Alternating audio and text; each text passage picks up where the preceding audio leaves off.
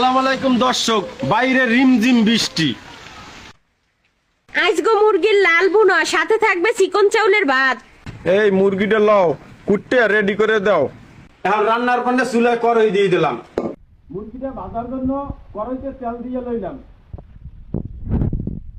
হলুদের গুঁড়া, লবণ এখন একসাথে মাখাইয়া লমু। এখন মুরগিটা ভাজে লমু। মুরগিটা সুন্দর করে এইভাবে ভাজা লইতে হইবে। ভাজা মুরগিটা এখন উঠে গেলামু। লাল বুড়া করার জন্য ভাজা তেলটা কড়াইতে দিয়ে দিলাম। পেঁয়াজ কুচি, আদা রসুন বাটা, গোটা মশলা, বাটা মরিচের হলুদ বাটা, স্বাদ মতন লবণ, ধনিয়ার গুঁড়া, জিরার গুঁড়া। এখন ভাজা মুরগিগুলো দিয়ে লমু।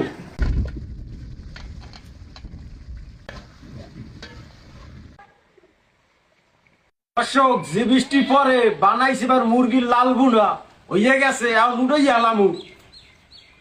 এখন দুই চাষাবাতি যায় জুমাইয়া খামু। বিসমিল্লাহ। কাকু, পাকটা কিনে বইছে বাজান?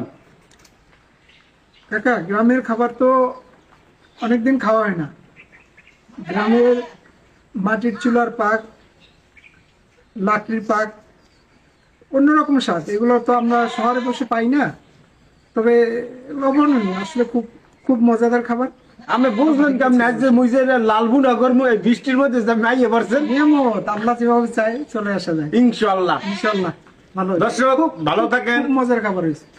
দর্শক ভালো থাকেন, সুস্থ থাকেন। আগামীকাল ভিডিওতে দেখা হবে। আমরা চাষাবাতি যাই খাইতে থাকি।